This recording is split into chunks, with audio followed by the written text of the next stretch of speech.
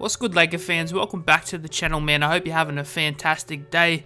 There's no doubt that this Lakers season has had a lot of ups and downs. We've had a lot of injury news, players maybe not stepping up to the mark, playing as well as they should be, guys trying to still find out their true role on this team. And in my opinion, there's only really two players that have really stood out for me for the Lakers this season, one being LeBron James, who's played incredible basketball over the past 2 months in year 19. It just continues to amaze me how good LeBron James can still be this late in his career. And the other player is Malik Monk, who again shot lights out against the Kings yesterday and again showed the ability to get hot from the three-point line and sometimes just looks unguardable out there on the floor. And out of all the role players this season, Malik Monk's been by far the standout. You know, we did have some injury issues at the start of the season, but has really come to the table for the Lakers when we need him the most, with the injuries to Anthony Davis and Kendrick Nunn still to come back. And if we think back to the start of the season, you know, that shooting guard role was really up for grabs. It was really between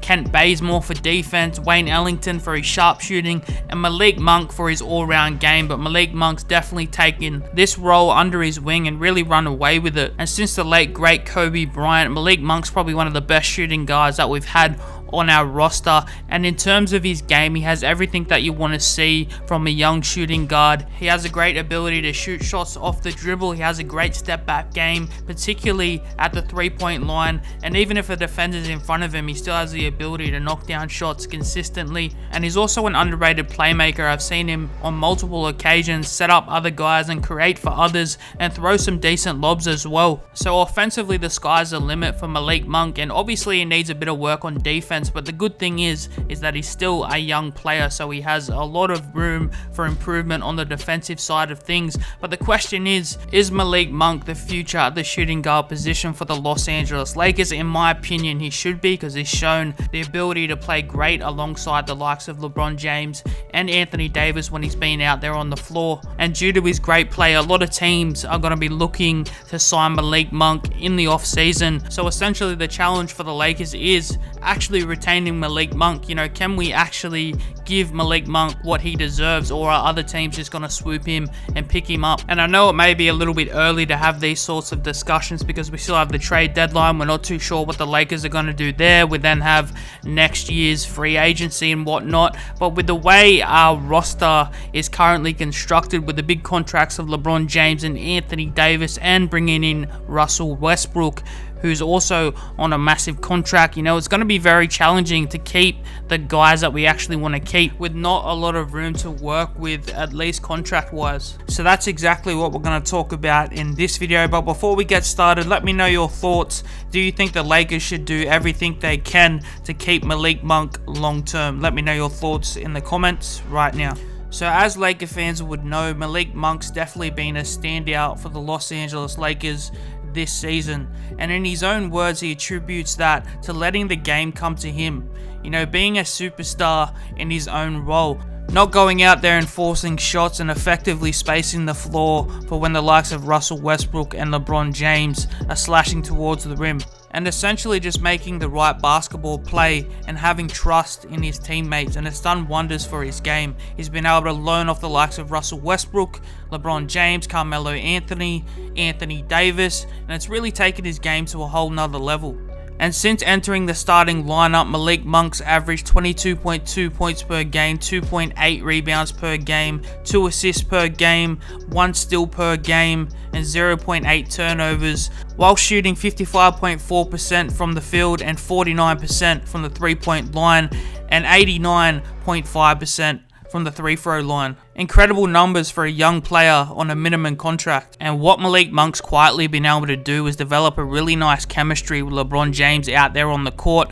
And you can just tell that LeBron James is really seeking out Malik Monk at the moment because he really trusts him and he knows he's a big-time shot maker. So LeBron James will wait for Malik Monk to come off a screen. He'll knock down that shot. He'll drive to the rim, kick it out to Malik Monk because he knows that he can knock down those shots. And that nice chemistry has led to a lot of wins in recent times runs for the Los Angeles Lakers, and if Malik Monk can continue this style of play and continue to build that connection with LeBron James, there's no player that you'd rather have finding you out there on the court than LeBron James, because you're going to get some wide open looks, and that can only be a good thing for the future of Malik Monk on this team and his overall development as a young player. But moving forward, there's two things that need to happen. Obviously, Malik Monk needs to continue this style of play for the rest of the season. He needs to come out and learn more from the superstars around him and continue to knock down shots for the Los Angeles Lakers.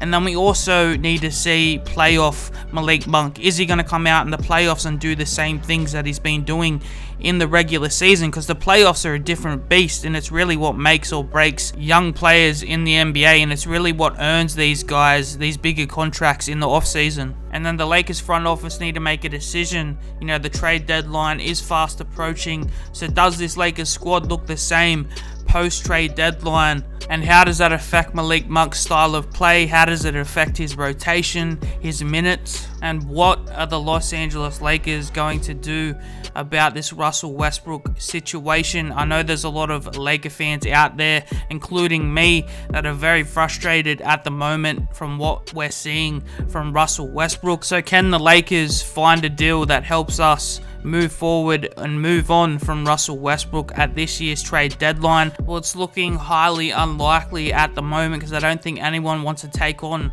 that big contract of Russell Westbrook. So do we just pray as an organization that when Anthony Davis gets back, our big three can actually put it together and go on a run for the rest of the season and the playoffs? And then if things just don't work out this season, obviously Russell Westbrook has a player option, and a massive player option as well, $47 million for next year. So he's obviously going to take that player option. So the Lakers are going to obviously have to keep Russell Westbrook, but there's only 1 year left on his deal. So, you know, maybe we can get a deal done with only 1 year left. Obviously, other teams in the league are more likely to trade for a player on an expiring contract. So there's no doubt it's going to be challenging for the Los Angeles Lakers to retain Malik Monk, but that doesn't mean that it's not impossible.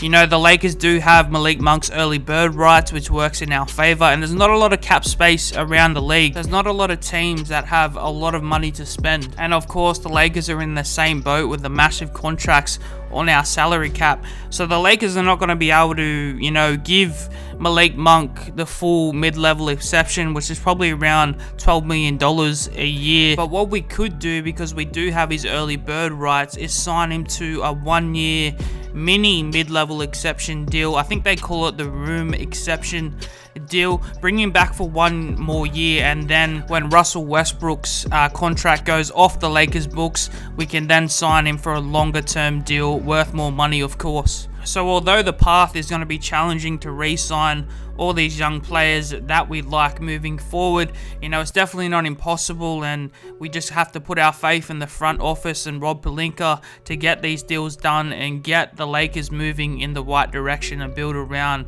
Anthony Davis and LeBron James. And let's just hope that Russell Westbrook can get it together by the playoffs and start getting back to the basketball that we know he can play.